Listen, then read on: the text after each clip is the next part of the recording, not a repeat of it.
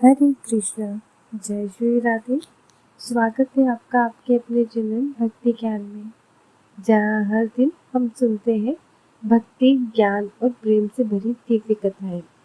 कृपया इस कथा को अंत तक अवश्य सुने, क्योंकि अधूरी कथा अधूरे भाग्य के समान होती है। कार्तिक मास की नवमी तिथि ज्ञान का प्रकाश है, भक्ति की गूंज है। इस दिन की कथा जो सुनता है सच्चे मन से, वह ज्ञान का दीप जलाता है और अंधकार को हर लेता है। भक्तों का संग कीजिए, शुद्ध हृदय से भगवान की लीलाओं का मनन कीजिए। कथाओं की गहराई में छुपा है ज्ञान, और सच्चे प्रेम से पाएंगे हम आत्मज्ञान। जय श्री राधे। इसी शुभ विचार के साथ आप सभी का दिन शुभ और मंगलमय हो। इससे पहले की कथा सुनने के लिए आप सभी का बहुत बहुत धन्यवाद। आइए दिव्य कथा की इस यात्रा में आज हम पढ़ते हैं नवमी कथा की ओर। पिछले अध्याय में आपने जाना था किस प्रकार देव ऋषि नारद ने राजा पृथु को कार्तिक मास की चतुर्थी व्रत के लिए महात्मा का वर्णन किया था। अब एक दिन देव ऋषि नारद ने श्री वेद व्यास जी से पूछा, हे व्यास जी, ब्रह्मचारी, गृहस्थ, वानप्रस्थ और सन्यासी, इन चारों आश्रमों में गृहस्थ आश्रम को ही सर्वश्रेष्ठ क्यों माना गया है? इस बारे में जानने की मेरी प्रबल इच्छा है।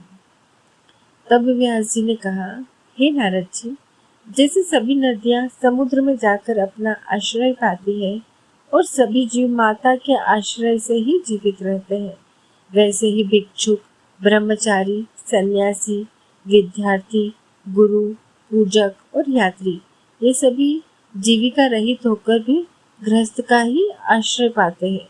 ध्यान से सुनो, इस संबंध में मैं तुम्हें एक पुरातन इतिहास सुनाता हूँ। वेद व्यास जी की कथा प्रारंभ। प्राचीन काल में राजा उत्तानपाद का एक पुत्र था, उत्तम नाम से प्रसिद्ध। वह बलवान और मदिरा का आसक्त था। राजा और रानी दोनों स्नेहपूर्वक रहते थे। एक दिन राजा ने वेश्या का नृत्य देखते हुए मदिरा पान किया और अपनी पत्नी से भी मदिरा पीने का आग्रह किया, किंतु रानी ने उसका कहना अस्वीकार कर दिया। राजा क्रोधित हुआ और अपने सेवकों को आज्ञा दी, रानी को निर्जन वन में छोड़ाओ। सेवकों ने राजा की आज्ञा का पालन किया। राजा ने फिर दूसरा विवाह नहीं किया और रानी के वियोग में दुखी होकर भी प्रजा का पालन पुत्रवत करने लगा। एक दिन एक ब्राह्मण राजा के दरबार में आया और बोला, हे राजन, किसी ने मेरी पत्नी का अपहरण कर लिया है।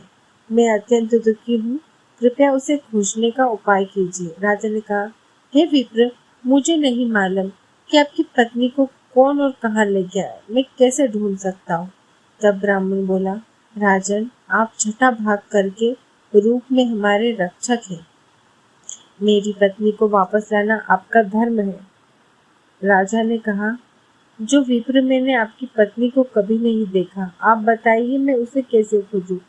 तब ब्राह्मण ने बोला, मेरी पत्नी कुरूपा, काले रंग की और कठोर वचन बोलने वाली है, फिर भी वो मेरी अर्धांगिनी है।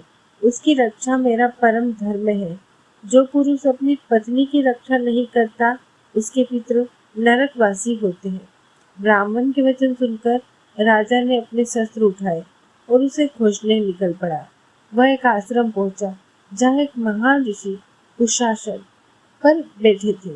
राजा को देखकर श्री ऋषि ने कोई सत्कार नहीं किया। राजा ने पूछा, हे मुनिवर, आपने मुझे अर्घ्य क्यों नहीं दिया? ऋषि बोले, राजन, तुम अर्घ्य के योग्य होते हुए भी पात्र नहीं हो, क्योंकि तुमने अपनी निरपराध पत्नी का वन में त्याग किया है।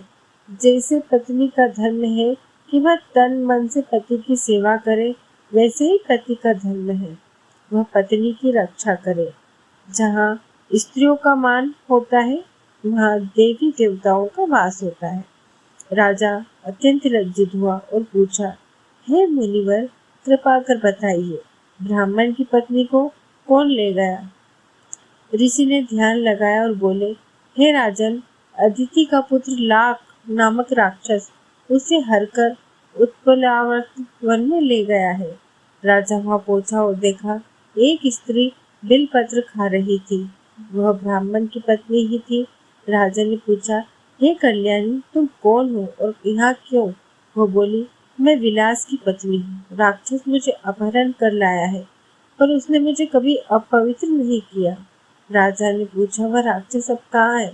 वो बोली, वह इस वन के अमुक स्थान पर गया है। राजा वहां पहुंचा। राक्षस ने राजा को देखकर कहा, राजन, बताइए मेरे लिए क्या आज्ञा है?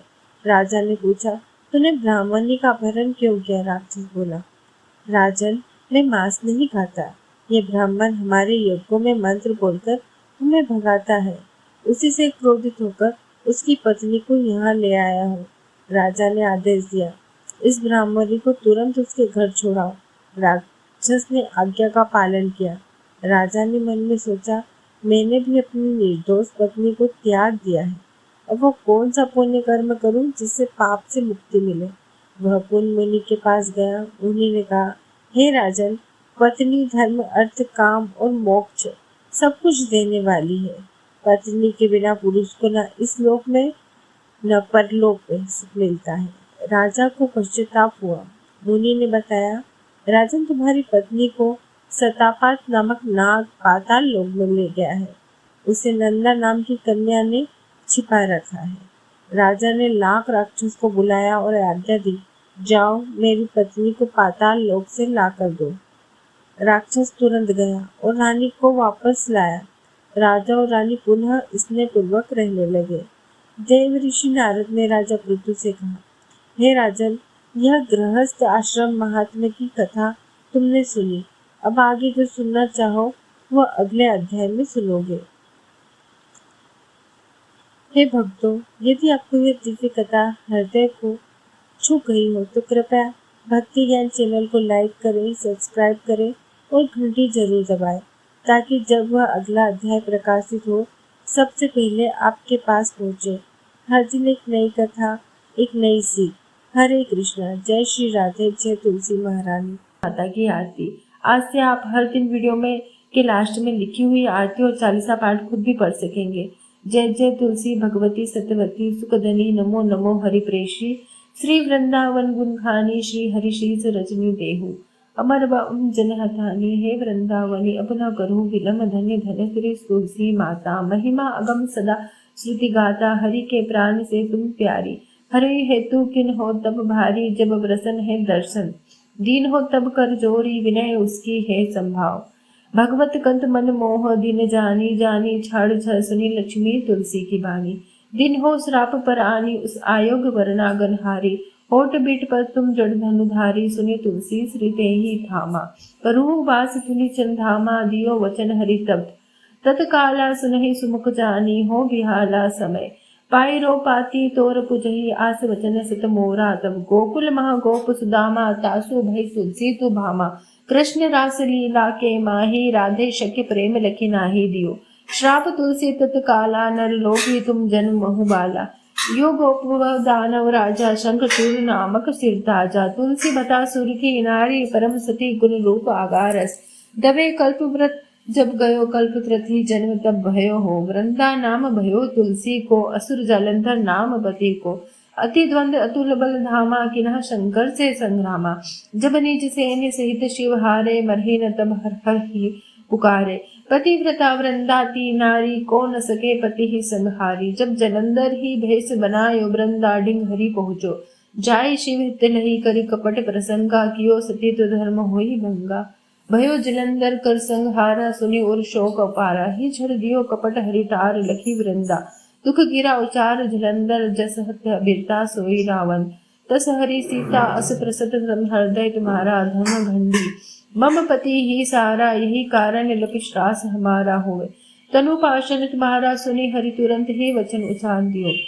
श्राप बिना विचार लखि न जित, कर तुत पति को लना, हियो जब पार्वती को जड़मति, तू अस हो जड़ रूपा, जगमह तुलसी विटप अनूपा, धगवर रूम हम शालिक रामा, नड़ गड़ंद बिज लला मज, तुलसी दल हम चढ़ई है, सब सुख भोग परम पद पाइये, बिनु तुलसी हरि जलत शरीर, अतिशय उठत शीर और पीरा। जो तुलसी दल हरि शिर धारी, सो सहस्र घट अमृत डारी।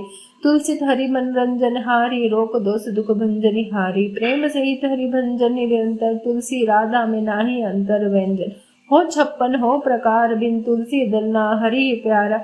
सकल तीर्थ तुलसी तरु छाई, लहत मुक्ति जन संशय नावी। कवि सुंदर हर गुण गावत, तुलसी ही निकट सहस गुण पावत। तुलसी माता की महिमा ऐसी कि जिसके घर में तुलसी का वृक्ष हो, वहाँ स्वयं लक्ष्मी जी निवास करती है। तुलसी के बिना कोई भी भगवान विष्णु की पूजा पूर्ण नहीं होती। तुलसी माता को शालिग्राम जी का अभिन्न अंश माना गया है। जो मनुष्य रोज प्राप्त काल में तुलसी की परिक्रमा करता है, वह अपने जीवन के सभी पापों से मुक्त हो जाता है। कार्तिक मास में तुलसी पूजन का विशेष महत्व बताया गया है, क्योंकि इस मास में भगवान विष्णु शयन से जागृत होते हैं और तुलसी विवाह का पावन समारोह भी मनाया जाता है। हरे कृष्णा। आपका धन्यवाद कि आपने भक्ति ज्ञान पर यह पावन कथा श्रद्धा से सुनी, और यदि इस कथा ने आपको हृदय को स्पर्श किया हो तो इसे अन्य भक्तों तक अवश्य पहुंचाएं।